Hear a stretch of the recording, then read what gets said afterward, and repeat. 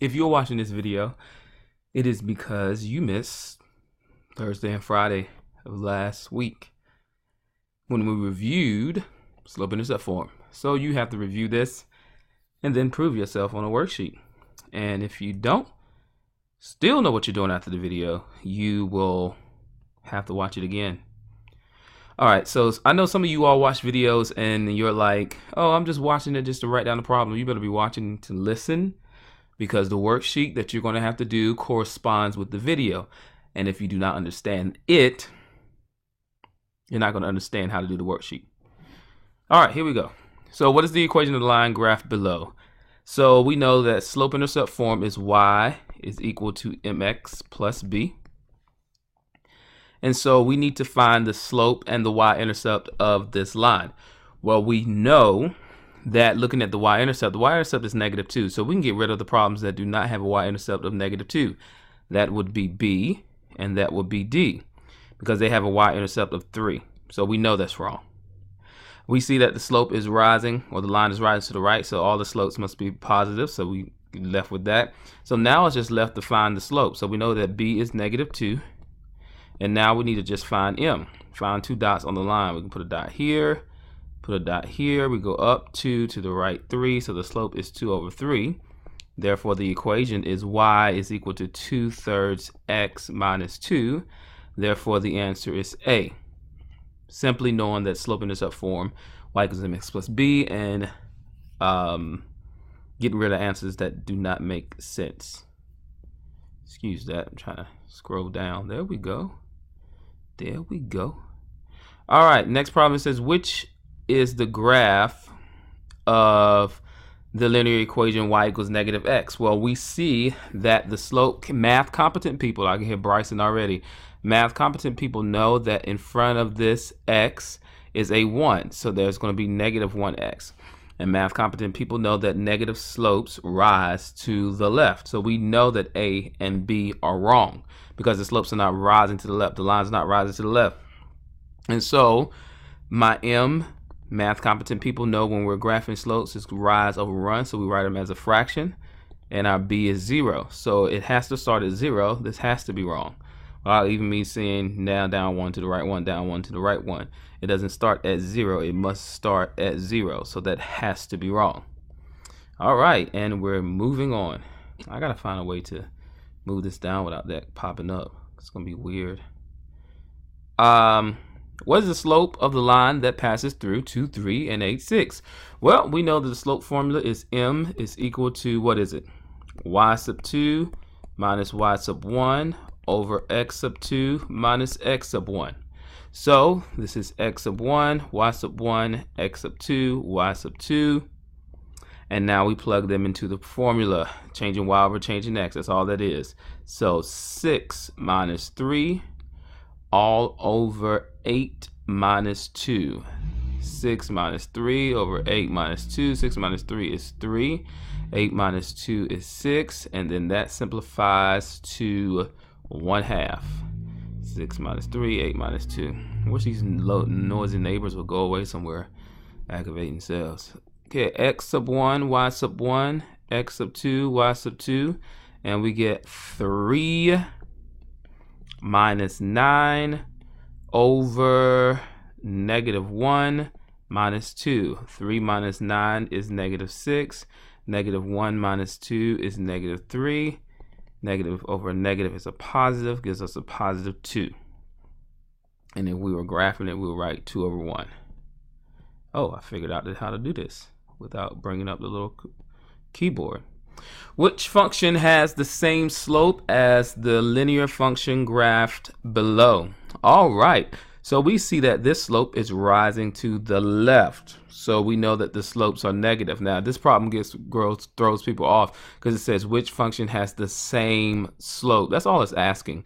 It is not asking for what is the equation of this line. It's asking, hey, what's the slope of this line? And then which one of these equations have the same slope?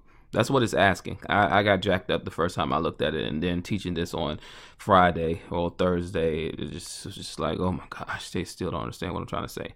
So hopefully you can. Which function has the same slope as the linear function graph below? All right, so we need to find the slope of this line. So it's rising to the left, and we know in slope-intercept form, where is the slope? The slope is next to the x. That's how we find the slope in the equation, is next to the x.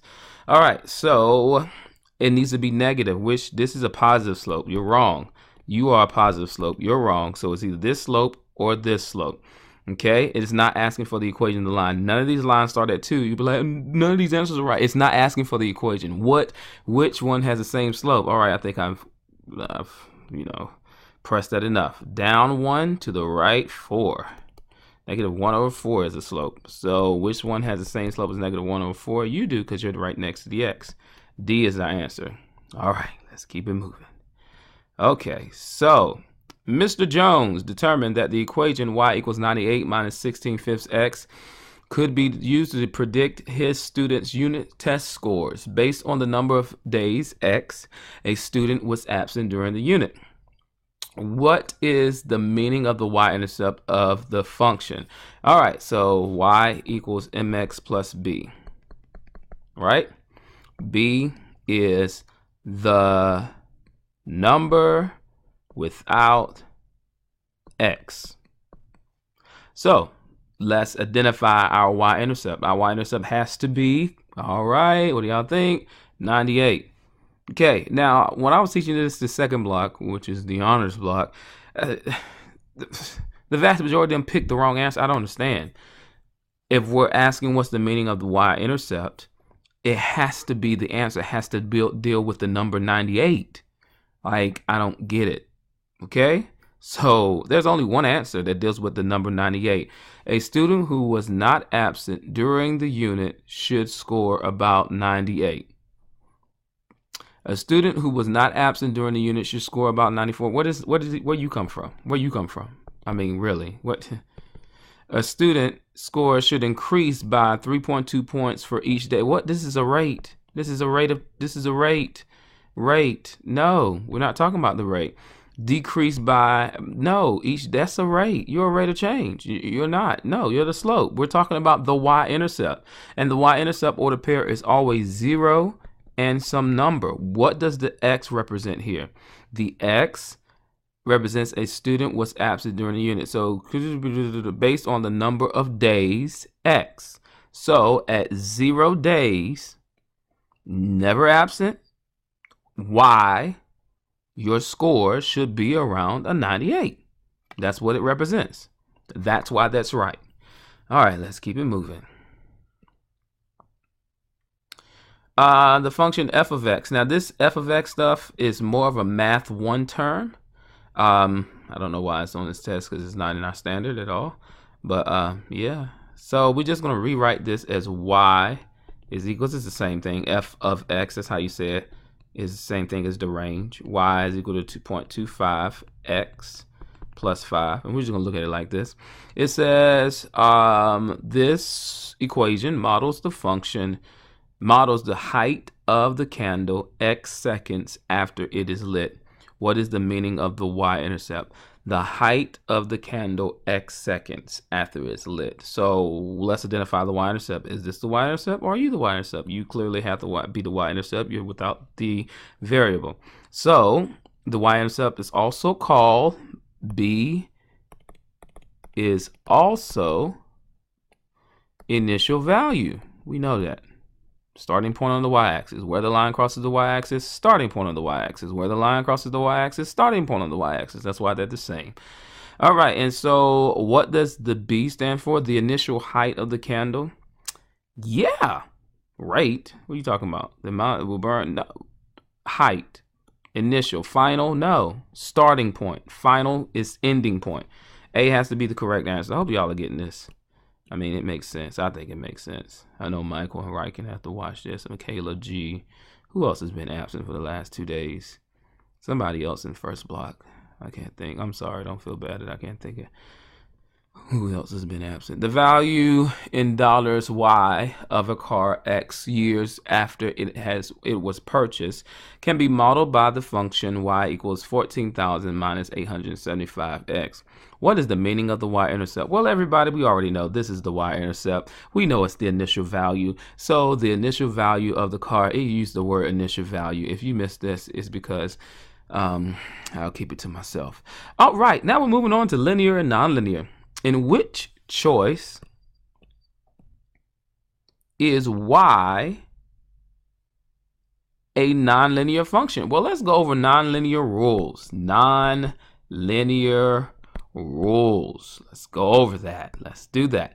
Well, rule number 1, can't have variable in the denominator.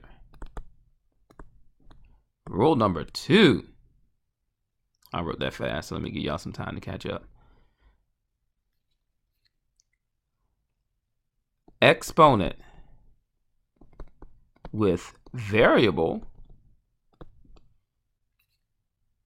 Oh, I kind of said this wrong. Nonlinear rules. In order to be nonlinear, you have a variable in the denominator.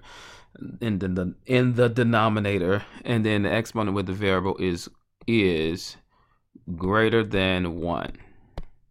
Well, so let's put this can't, because I'm saying a rule. Have variable in the denominator. All right, so which one of these have a variable in the denominator, and which one of these or either has a variable exponent with the variable greater than 1? All right, do you have a variable in the denominator, exponent greater than 1 with the variable? No.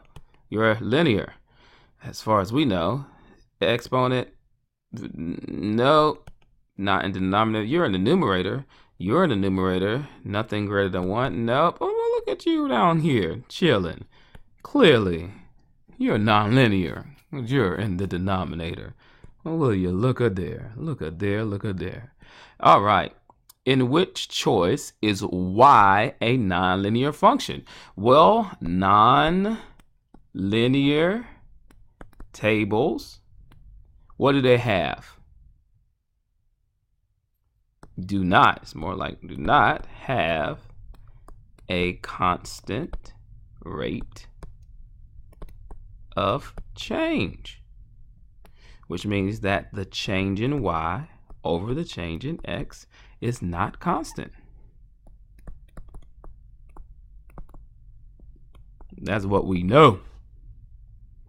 So change in y, how does 24 become 18? This is so close. So let's see, subtract 6, subtract 6, subtract 6, subtract 6. So we know we're subtracting 6 on here. Adding 2, adding 2, adding 2, adding 2, adding 2. Clearly it's constant. That's supposed to be a 2. A magic eraser. Eraser. I said erasure. Oh, what am I talking about?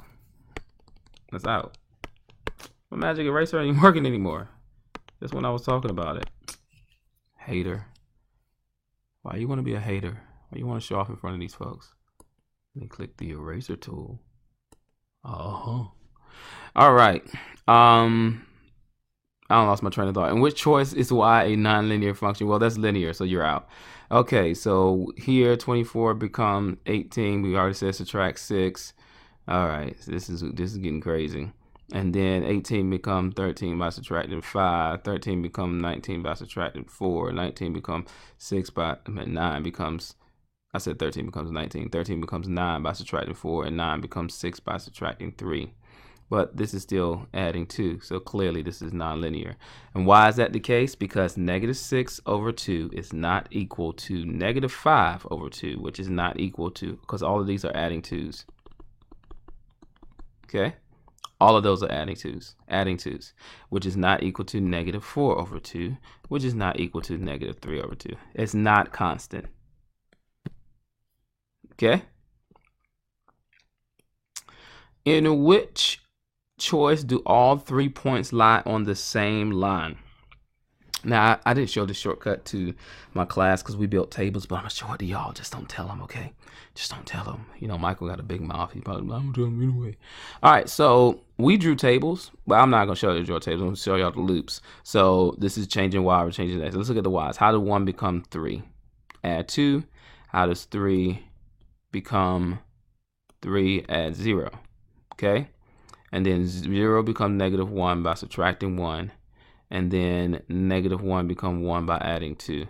It looks messy, but what we're saying is that this is not constant, because 2 over -1, 2 over this is not constant. All right, 0, 2 might be. We might have to make tables because that looks a little messy. I'm like, well, that's how you would do it. You'll do a little loop to loop and see if they're constant. But let's look at B. Let's make a table for B, and then we'll do the loop to loop. All right, so we make a table x, y. We have 4, 2. Let me slow down. 2, 1, and 4, -2. Right? So how does 2 become 1? Subtract 1. How does 1 become -2? Subtract 3. 4 becomes 2 by subtracting 2. And then 2 becomes 4 by adding 2. Clearly, -1 over -2 is not the same thing as -3 over 2. So you're out 2. Let's go to the real answer. So I'm going to go to D because I know D is correct because I already did this already. But let's see Y. X, Y. We have 1, 2, 2, 4, 4, 8. Oh, let me emphasize this. This is in which choice do all 3 points lie on the straight line? That means linear. That's why I'm doing this. Straight line. Straight line is really asking in which choice do all 3 points are linear. That's what it's asking. 2 become 4 by adding 2. 4 become 8 by adding 4. 1 becomes 2 by adding 1. And 2 becomes 4 by adding 2. So we get 2 over 1. Is that equal to 4 over 2? Yes, it is, because 4 over 2 is 2 over 1. Good to go. This video is long. That's what y'all get for missing class. I bet you won't miss no more. Well, you probably will. Function or not a function? In order to be a function, you can't have repeating x values. Can't have repeating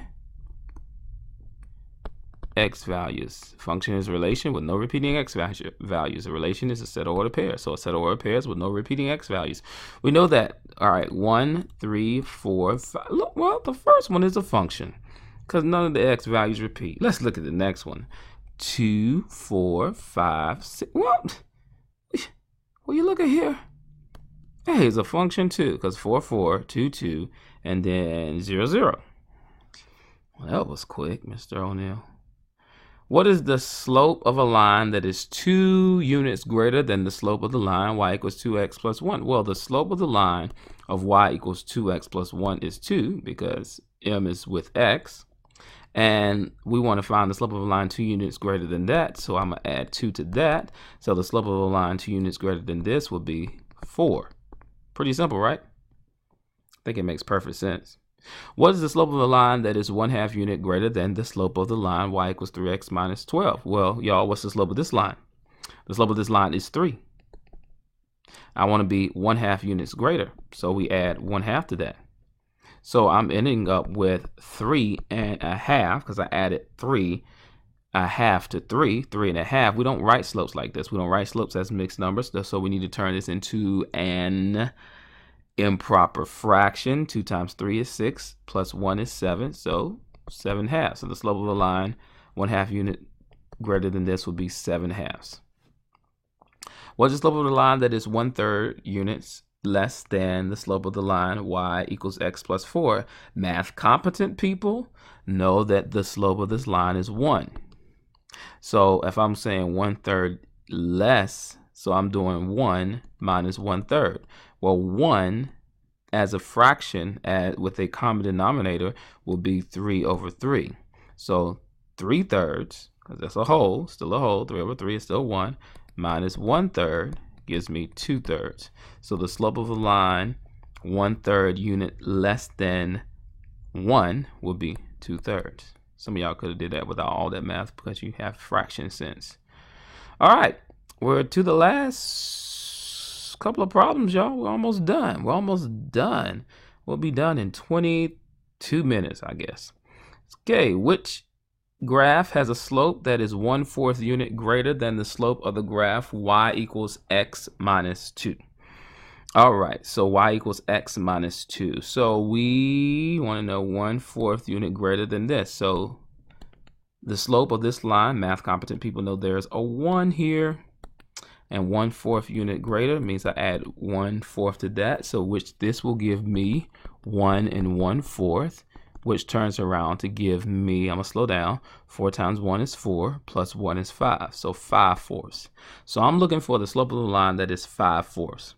All right, so 5/4. If I start here, go up 1, 2, 3, 4, 5 over 1, 2, 3, 4. I should be there. You're not it. You clearly can't be it. Up 5/4. Yeah, I mean, you'd be right there. You're not it. Start the origin up 5/4. 1, 2, 3, 4, 5 over 1, 2, 3, 4. Well, when you look at here, C is the answer. And you know, D, it's not steep enough. All right, bring us to our last two. The table shows the number of hours Jake studied for his math test and his corresponding grade. Another student, Howie, increased his test scores 6 points for each hour he studied. Which statement correctly describes the rate of change between hours studied and corresponding test scores of the two students? So let's see how much Jake is increasing. So 84 to 91. If I'm going from 84 to 91, I'm adding 7. 1 to 2 gives me 1. So Jake's rate of change is 7/1. And then we know Howie's is 6/1. All right, 22 is coming up really quick. Might be a little smidget over. Which statement correctly describes the rate of change between the hours studied and the corresponding test scores of the two students? Well, Jake's test scores increased by 1 point more than Howie's test score for each hour studied. Well, Jake is 7, Howie is 6. 7 is 1 point more than 6. Yes. All right, last one. I'm already at 22 mark. Paula and Julia went walking. The equation y equals 3x models the distance Paula walked in x hours. Julia walked at a pace 1 mile per hour faster than Paula. Which graph correctly models Julia's walking distance as a function of time? Well, Julia walked 3x, y equals 3x, so her rate of change was 3/1. And then Paula walked x hours. Oh, the equation y equals 3x models the distance Paula walked in x. Oh, I got the wrong person, y'all. Y'all wasn't even gonna say nothing, just sitting up here writing. Now it's gonna be longer than 22 minutes. That's y'all's fault. Your fault. It's your fault. Care what you say. All right, Paula walked x hours. Julia walked at a pace 1 mile per hour faster than Paula. So Julia is walking 1 hour faster than that, which gives me 4/1. Which graph correctly models this? So I'm just looking for a graph that goes up 4 and goes to the right 1. All right, so start at 0, go up 4, 4. This is not 1, 2, 3, 4. That's not 4, that's 8. You see that 8? That's not 4. 4, and that's not 1, that's 0.5. So go up 4/1. You should be right there. You're not, so you're wrong. 4/1. 4/1. You should be right there. You're not, so you're wrong. 4/1. 4/1. I'm about to go to 1.5. You should be right there. Clearly, you're not. So 4/1. You should be right there. You are. Well, it's been my pleasure, teaching y'all this wonderful math. This is Mr. O'Neill, your favorite teacher in the entire world. I'll be that forever and ever and ever. It's another Beast Mode production, and I'm out.